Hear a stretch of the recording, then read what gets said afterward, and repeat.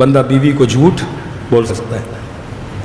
کسی مومن نے میسج کیا مولانا اب بیوی کو کون کون سے جھوٹ بول سکتے ہیں؟ ہاں تو مطلب ساری مجلس نہیں سنتے، جو کام کی بات ہے وہ لے لیتے ہیں. وہ گھر سے فون آیا ہمیں، اب ظاہر ہے وہ ڈیلی ٹی وی پہ مجلس چلاتے ہیں، ہمارا بیٹا 6-7 سال کا وہ بھی دیکھتا ہے. تو کہا وہ آپ نے اس دن مجلس پڑھی والدین پہ یہ ہے کہ بچوں کی شادی جلدی کروائیں. تو میں نے کہا آج کل کے بچے اتنے تیز ہو گئے کہ پوری مجلس چھوڑ کے وہ یہ پوچھ رہا ہے بابا نے کہا شادی جلدی کرواؤ، تو آپ ہماری شادی کب جلدی کروا رہے ہیں؟ تو آج کی نسلیں بھی اتنی تیز ہو چکی ہیں، بچے بھی اتنے تیز ہو چکے ہیں. یہ نبی خدا کی حدیث ہے کہ چند جگہوں پہ جھوٹ بولنا جائز ہے. جان بچانے کے لیے، کسی کی جان بچانے کے لیے، دو مومنوں میں صلح کرانے کے لیے. جیسے غیبت حرام ہے، اشد من الزنا ہے، لیکن چند جگہوں پہ غیبت جائز ہے. کیسے؟ مثلاً ایک آدمی بزنس کرنا چاہتا ہے، وہ آپ سے آ کے پوچھتا ہے بھائی مولانا کے ساتھ بزنس کر رہا ہوں، مولانا کیسے آدمی ہے؟ اب آپ کو پتہ ہے مولانا 6-7 کے پیسے کھا چکے ہیں ابھی تک، اور آپ بولو نہیں میں غیبت نہیں کرتا. بھائی تیری مرضی کر نہ کر. کہتے نہیں، یہاں پہ غیبت کرنا جائز ہے.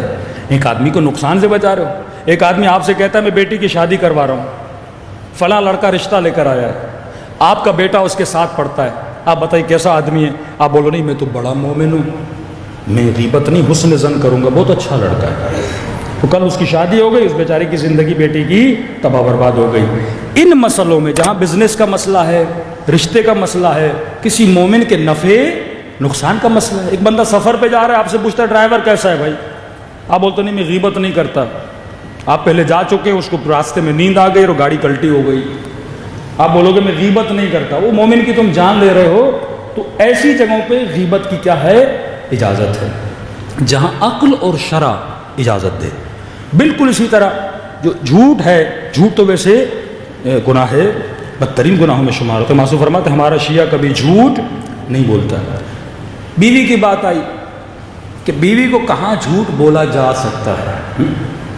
اب یہ نہیں کہ مولانا نے بول دیا جھوٹ جائز ہے تو اب ڈیلی گھر پہ جاؤ تو جھوٹ ہی بولتے رہو. وہ دیر کر کے کیوں آئے؟ جھوٹ بول دو میٹنگ میں تھا.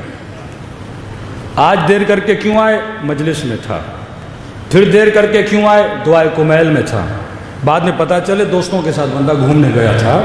سارے شخصیت آپ کی خراب ہو جائے گی. جھوٹ جو بیوی سے بھی جھوٹ بولا جاتا ہے وہ بھی وہاں پر ہے جہاں پہ مثلاً میاں بیوی میں جھگڑا ہو جاتا ہے. آپ کو پتہ ہے اس بات کے بتانے سے بہت ہنگامہ کھڑا ہو جائے گا. وہاں پہ آدمی کیا کر لیتا ہے؟ نیت اصلاح سے جھوٹ بول لیتا ہے. دوسری کہاں پہ جھوٹ بولا جا سکتا ہے؟ چھٹے امام امام جعفر صادق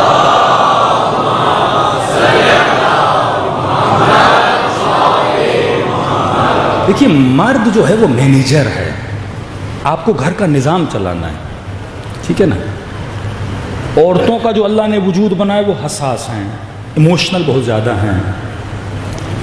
مثلا آپ کو یاد نہیں ہوگا جس دن شادی ہوئی تھی آپ نے کیا پہنا تھا، کس کو کیا دیا تھا، اس رات کیا بولا تھا، آپ کو یاد نہیں. مرد کا ذہن کلی ہوتا ہے، کلیات کو یاد ہے، جرنل چیزیں سے یاد ہوتی ہیں لیکن چھوٹی چھوٹی چیزیں سے یاد ہوتی ہیں. صلوات پڑھیں محمد و آل محمد.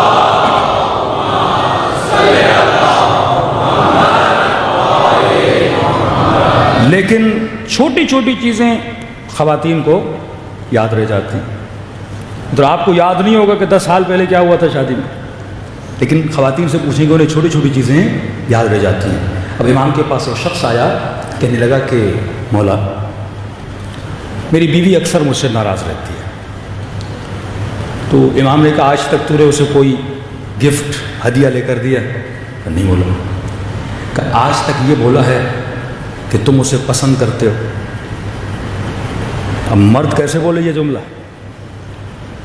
اور یہاں تک امام نے بول دیا. اور وہ تھوڑا امام سے کئی ایسے اصحاب تھے، فرماتے کچھ ایسے لوگ تھے جو ایسے جملے بولتے تھے کہ اہل بیت کے چہرے پہ مسکراہٹ آ جاتی تھی.